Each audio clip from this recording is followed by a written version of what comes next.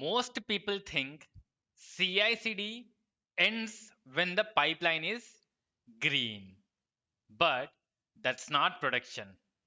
Production starts when your code runs on real infrastructure. Today, we are taking our CI/CD pipeline and deploying it to Kubernetes cluster. If you are serious about DevOps, not just tools, subscribe now because this is where most tutorials stop. We are creating a new folder here named K8's deployment. In that, we have application source code, Kubernetes files, Docker file, and requirements.txt file. I created a new YAML file, deploy Kubernetes. It consists of same exact steps which we had in our previous episodes, but we are trying to improve the same pipeline. In general, in real production environments, you are going to optimize your existing pipelines. You're not going to create all these separate pipelines. Just for simplicity, I'm trying to create new pipelines here, but in real production environments, you are going to update the existing pipelines. All right. So if you remember from our previous pipeline, we had run container, wait for application, and then deploy success message and security related stuff. I'm not going to explain all of that. If you are new to my channel, please check the previous episodes. So first things first. Here we are trying to deploy to Kubernetes cluster. This is very simple. Kubernetes apply deployment.yaml, Kubernetes apply service.yaml. So here I will try to add folder name because folder name is missing. These files are part of K8's folder. So I'm going to update this real quick. This one step moves us from CI to real production. Now, if you look here above this particular lines, we are trying to load Docker image into the cluster. Our pipeline built a Docker image, but Kubernetes cannot see it automatically just because Docker has it. This is very, very important. Think of it like copying a file from laptop to a server. You might have a question, are we going to do the same in real production environments? We don't load images like this in real production environments. We use registries. We call it as container registries. For example, Docker Hub is, let's say, one of the registry, Artifactory, and we have some cloud registries as well according to individual cloud, Azure, AWS, GCP. But for this video, I would like to keep it very simple because everything cannot be explained in one single video. We'll make this production ready in the next episode, or maybe when I plan some other CI/CD series, advanced related. But for now, this is more than enough. Okay. We already talked about this deployment step, and then we are waiting for the deployment. All right. Now let's jump to the real deployment.yaml file. What exactly do we have here and what we are doing? This particular line tells Kubernetes how to understand this file. Without this, it won't even run. You can try this. Followed by, we are using kind deployment. Here, run my application and keep it alive.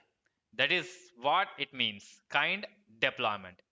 Then we are giving the metadata. For example, name is production application, labels, application, production app. Then very important part, replicas. How many number of instances to run? You can add it as 1, 2, 10, 100, it depends. All right. In our case, we are keeping it very, very simple. 1 is more than enough. Followed by, if you scroll down here, we have the containers. Container name is production container. Image, if you see CI/CD prod, This is built by our pipeline. If you see Docker build -t CI/CD prod, I'm trying to hard code it. That's fine. This is just for clear understanding in real production environment. I know it doesn't work like that. We are trying to optimize it using variables and a lot of stuff. But my goal is to make sure you guys understand this very, very clearly. That's why we are trying to hard code it. We are going to improve it definitely. You guys can do that if you are interested. But yeah, I'm going to keep it very simple. Now, this is where CI/CD meets Kubernetes, where exactly the application runs inside, which is our container port 5000. If this is wrong, everything breaks. Now, this line, image pull policy, if not present, it tells Kubernetes if the image already exists, don't pull it again. In our case, we already loaded the image into the cluster using kind load. So Kubernetes just uses it directly. But in real production, this can cause issues. Definitely, I'm going to show the demo as well. Same image tag, new code, but Kubernetes might still run the old version. Small config change, very big impact. All right. Now let's jump back to our service.yaml file. So this is our service.yaml file. Deployment.yaml file runs your application. Service.yaml file makes it reachable. Very, very simple. Okay. Then we are trying to say specification type node port means expose outside cluster, followed by we have a selector here. In here, production application which connects to the deployment. So if you see production application, we have this selector here which is matching with our service.yaml selector. All right. Then we have protocol port 80 followed by the target port. This must also match. So if you see container port is 5000 and here the target port is 5000. Node port, this is what we use to access it. Without service, your application exists, but nobody can use it. I hope this is clear. Now let's try to add all these changes. Git commit -m episode 05 K8's deployment. Let's push this. Let's jump back to the pipeline. And if you see, the pipeline is waiting for something. Looks like our runner is not available. Let's check that real quick.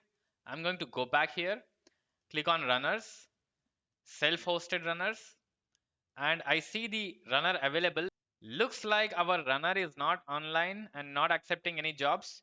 Let me look into that real quick. Yes, our runner is offline, connected to GitHub, listening for jobs. Hopefully it should work now. Let me refresh this. Let's go back to the pipeline. Yes, the pipeline is running now. The pipeline ran successfully, but it failed while loading the image to kind cluster. If you see, error no nodes found for cluster kind. Let me open the terminal and check kind get clusters. I can see the cluster, but we need to specifically define this name in this particular load image step. For example, -name followed by I'm going to paste this K8's deployment. Now let's real quick add these changes. Commit -m update cluster name. Also, if you remember in the whole series, we were trying to push changes to this particular folder and the pipeline was running automatically. There was no option to start manual trigger, which I am showing in this particular episode. Adding workflow dispatch, inputs, environment, description is select environment, required true. I'm going to add these changes so that we can easily trigger the pipeline manually. Now we have a run workflow step. I can select the branch here, main branch, select the environment, and then run workflow. The pipeline started once again.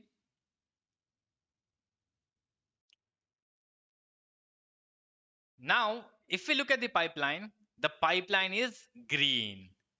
And let's look at the steps.